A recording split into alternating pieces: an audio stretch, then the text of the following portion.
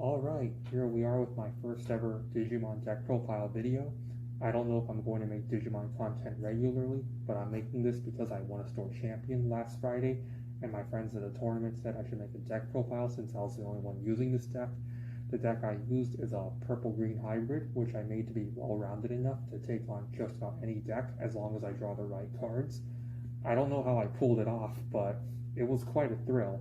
I lost every first game and somehow pulled through the next two games. In fact, I bricked first game against my first three opponents, and the final round was the only game where all three of my games were real games.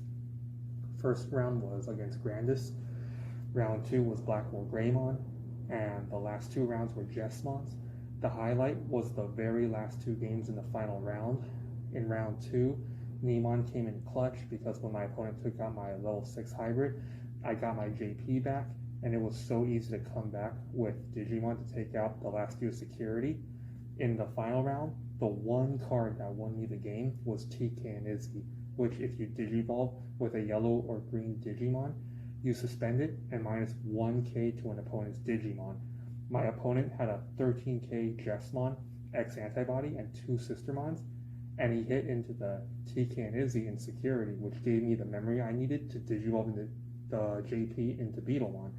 I used the TK and Izzy to bring it down, his Jessmon X antibody, down to 12k, and then take out 2 securities after Digivolving into and attacking with Ancient Kabuterimon. That was when I realized 1k sure makes a difference. So let's get into the deck profile. I'll be going through a lot of the cards, especially the core cards, rather quickly. So here we have the 4 Tapiramons. It's for the early aggression and draw power. Next, we got the Psychmons. This one is there to play against the Crossheart and preventing Death X. This deck also sets up a lot, so it can make it easier for your opponents to play the Death X. So Psychmon is there to prevent that, or at least prolong it. We got the Gazimons here to counter decks like Alphamon and Minervamon. It's a must-play in just about any purple deck. Right here, we got the Bokumons for the memory gain and the searching. Lastly, we got the Neemon right here. It's a pretty forgotten about card, actually. People are pretty fast to respond to this. If your opponent doesn't have an answer for it, then you can get early aggression with level 4 or 5 hybrids into security, and if it doesn't live, you still get your tamer back. As with any green hybrid deck, we got the 4 Beetlemons and the 4 metal Kabuterimons. And then we last got the Arbormon, just in case we don't have either of those. And a lot of times I end up discarding him with the Tenimeras or hard playing if my hand is really bricky. For the level 5s, we got the Rhino Kabuterimons. This card's not going anywhere because it's literally one of the best level 5s for greens in the game, and you can just Digivolve for just 1 memory as long as you got a tamer underneath. Lastly, we got the Cherrymon right here, because sometimes you'll just need a blocker, but a lot of times I end up discarding him with the Demimeras. Next up, we got the 2 Ancient Kabuterimons for trashing and piercing with JP underneath. It's the main win condition of the deck. Next is the Ancient Troymon right here. That one's in case we need to play defensively. If I get this card early against decks like Armor Rush, then I'm guaranteed a win. Next is the Grandis Kuagamon X. This one is used to swing over the bigger Digimon, because before I used to have a problem with high DP Digimon, but after adding this, swinging over cards like Death X was never a problem. Lastly is the Dino Rexmon right here. This one is a potential free Digivolution, especially against decks like Crossheart. If your opponent suspends a Digimon with 6k DP or less, it'll get deleted, so it functions a lot like a blocker, and your opponents cannot hybrid for game. Next, for level 7s, we got the Death X, because I just figured why not? It can work in just about any deck. Now let's get into the options.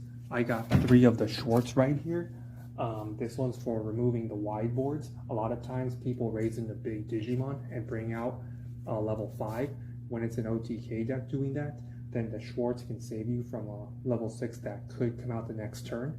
Next is the Grandel Soul for getting around Digimon with Decoy, and also removing big OTK Digimon.